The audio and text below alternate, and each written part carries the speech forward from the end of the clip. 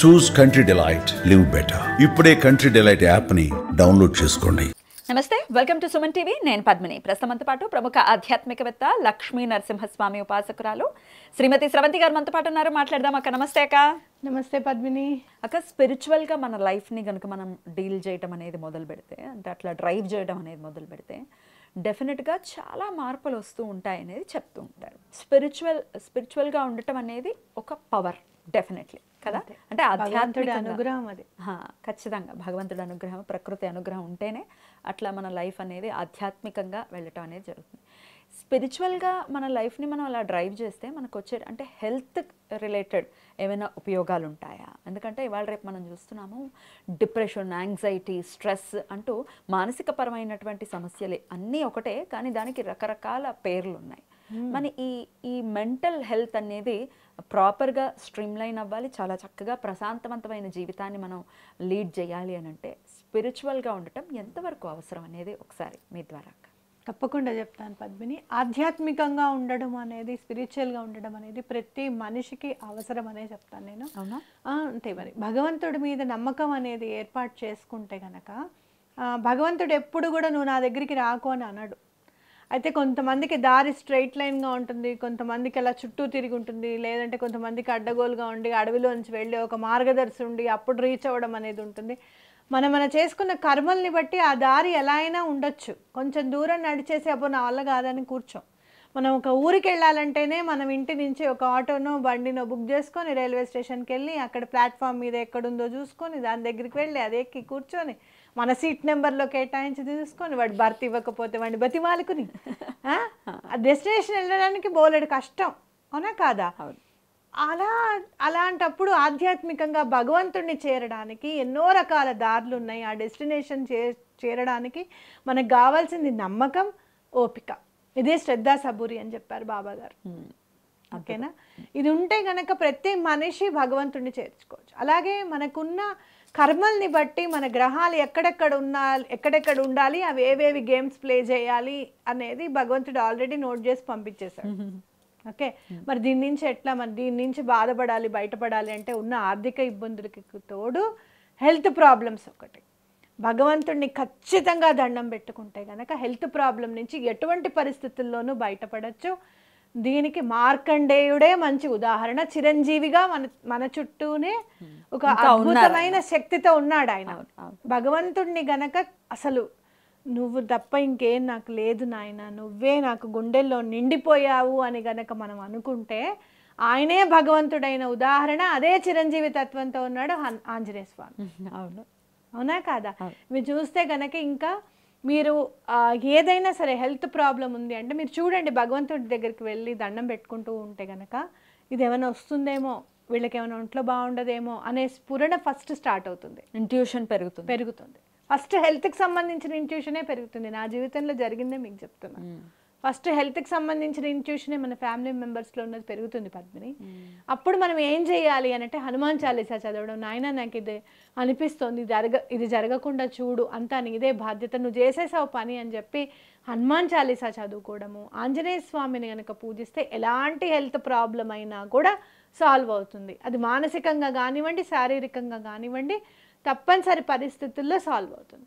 అలాగే సౌందర్య లారీలో 89వ శ్లోకం గనక చదువుకొని అన్నం పరవాణం గనక అమ్మవారికి నైవేద్యం పెడితే చాలా బాగుంటుంది. ఎటువంటి పరిస్థితుల్లోనూ హెల్త్ ప్రాబ్లం నుంచి బయటకు వచ్చేస్తుంది. ఏంటక్క ఆ శ్లోకం? నకైస్త్రాణం కిల సంకోజస్వరూణాం దివ్యాణం హసతైవతే చండీచరణో ఫలాని స్వస్తేభ్య కిశలే కరాగ్రేణు దదతాం దరిద్రేభ్యో భద్రాం శ్రీయమనీష మహినాయ దదతం. అద్భుతం. ఇంతే.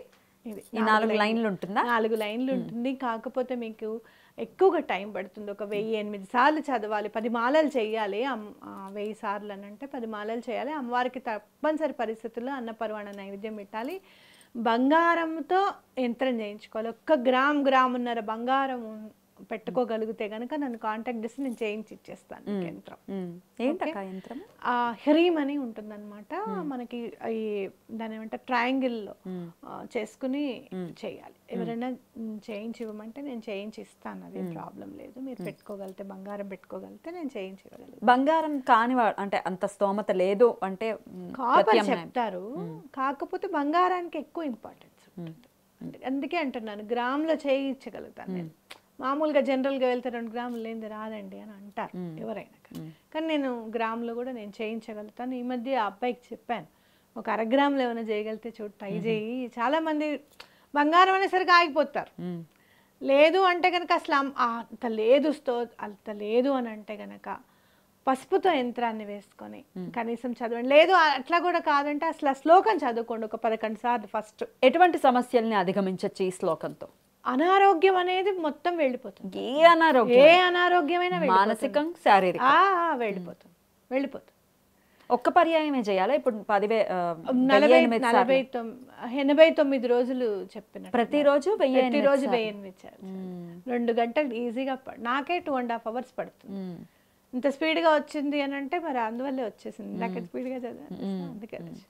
అయితే అలా కాదు అంటే కనుక హనుమాన్ చాలీసా కూడా ఎటువంటి పరిస్థితుల్లోనూ రోగాలు అనేది తీసేస్తాయి. ఎన్నిసార్లు చదవాలి హనుమాన్ చాలీసా? 11 సార్లు ప్రతిరోజు. ప్రతిరోజు 11 సార్లు రామరక్షా స్తోత్రం చదువుకుంటే చాలా మంచిది. నిర్దిష్టంగా ఈ సమయంలో చేయాలనేది ఏమైనా ఉంటుందా? పొద్దున పూట ఎప్పుడైనా సరే 12 లోపల చేసుకున్న పూజ చాలా మంచిది. లేదు మా వల్ల కాదండి అని అంటే సాయంత్రం 6:30-7 వచ్చి ఇంకా కూర్చోవడమే దేవుడి దగ్గర, మళ్ళీ ఫ్రెష్ అప్ అయిపోయి కూర్చోవడమే. ఎప్పుడైనా కూడా మానసికంగా మీరు అసలు ముందు భగవంతుడి మీద పూర్తి నమ్మకం అనేది ఉండాలనేది మనం గుర్తుపెట్టుకోవాలి. టైం అనేది కాదు, పూర్తి నమ్మకం అనేది ఉండాలని గుర్తుపెట్టుకోవాలి. హెల్త్కి సంబంధించింది మాత్రం ఆధ్యాత్మికంగా ముందుకు వెళ్తుంటే గనక మనకి ఎటువంటి పరిస్థితుల్లోనూ ఒక ఐడియా వస్తుంది చేయడానికి అని చెప్పి. మీరు అంటే ఏ దేవి దేవతల్ని పూజించాలనేది కూడా మనకు అనిపిస్తుంది. అది కాదు అంటే కనుక ఒక బుక్లో కనపడుతుంది, చదవండి ఇది మీకు అని చెప్పి. ఇప్పుడు గాయత్రి అమ్మవారిని పూజించామనుకో ఈ కంటికి సంబంధించినవన్నీ కూడా తగ్గిపోతాయి అన్నమాట.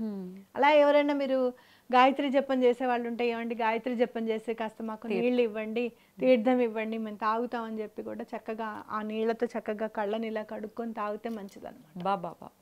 ఎట్లాంటి కంటి రుగ్మతలైనా కూడా తగ్గిపోతాయి. రైట్. చాలా బ్యూటిఫుల్గా ఎక్స్ప్లెయిన్ చేశారక్క.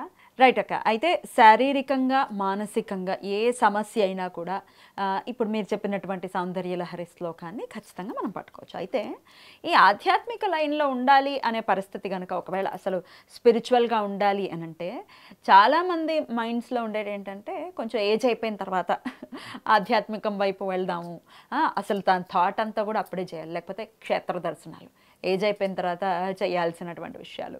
మరి రేపటి రోజునికి ఏమైనా గ్యారంటీ ఉందా అని అంటే ప్రశ్న. ఇది ఎందుకు వచ్చిందో తెలుసా పద్మిని?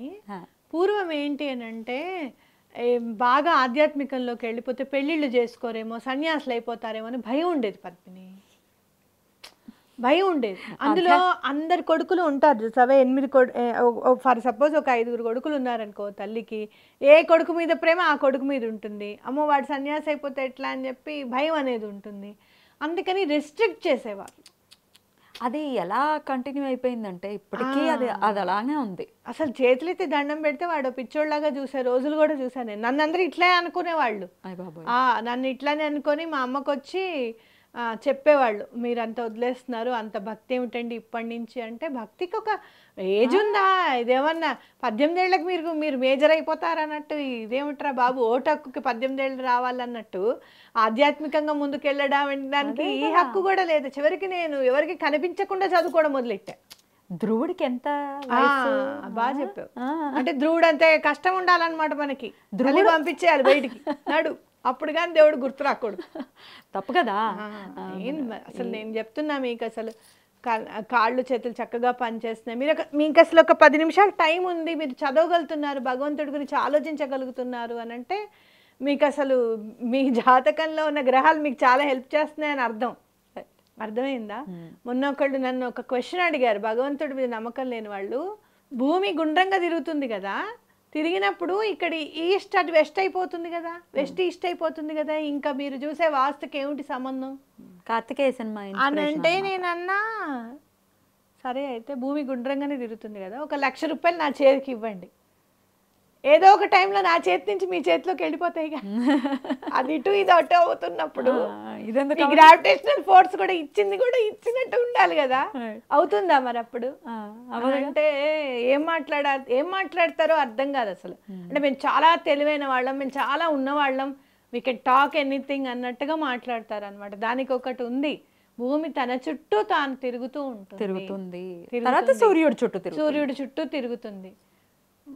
అంత శక్తివంతమైన భూమి అష్టదిక్పాలకులకి దిక్కులకి అడ్డు రాదు. చేంజ్ ఎందుకు అవ్వదు? ఆవిడేం అడ్డు రాదు, ఆవిడ పని ఆవిడ తిరుగుతుంది, ఆవిడ కాలాన్ని గమనం చూసుకుంటూ ఇలా తిరుగుతూ వెళ్ళిపోతుంది అంతే. ఇంకేముంటారా? ఈస్ట్ వైపే ఉంటుంది, వెస్ట్ వైపే ఉంటుంది, ఇంకేం కావాలి నీకు? ఇంకా నయ్యం నేనెందుకు తిరగట్లేదు అన్న డౌట్ రాలే నాకు వచ్చింది. ఏం మరి మనం ఎందుకు తిరిగిపోవట్లేదు? తిరుగుతుంది కదా, స్థిరంగా ఉన్నాం కదా, మనం తిరిగిపోవాలి. నువ్వు ఎందుకు వచ్చావు ఇక్కడికి? రేపు పొద్దున వెయిట్ చేయకపోయావా? తిరిగి తీసుకొస్తుంది కదా. అట్లా అంటే ఏంటంటే మననే కాదు, మన తెలివి ఎట్లా అంటే అవతల వాళ్ళ అస్తిత్వాన్ని కూడా మనం క్వశ్చన్ చేయగలుగుతాం అనమాట. అది చాలా పొరపాటు. భగవంతుడి మీద నమ్మకం అనేది ఏర్పరచుకొని నేను ఆ రోజు ఒకళ్ళతో ఒక మాట మాట్లాడాను పద్మిని. నాకు అనిపించింది, నా స్ఫురణకు వచ్చింది, అది అమ్మవారే పలికించిందని అనిపించింది. నీ నమ్మకం నీ పక్కవాడి జీవితాన్ని నాశనం చేయకూడదు. కరెక్ట్. నీ అపనమ్మకం అదే నువ్వు నమ్మట్లేదు, నీ ఇంట్లో వాళ్ళు నమ్ముతున్నారు, అరే వాడికి ఆ హెల్త్ ప్రాబ్లం సాల్వ్ అయిపోతుంది దానివల్ల.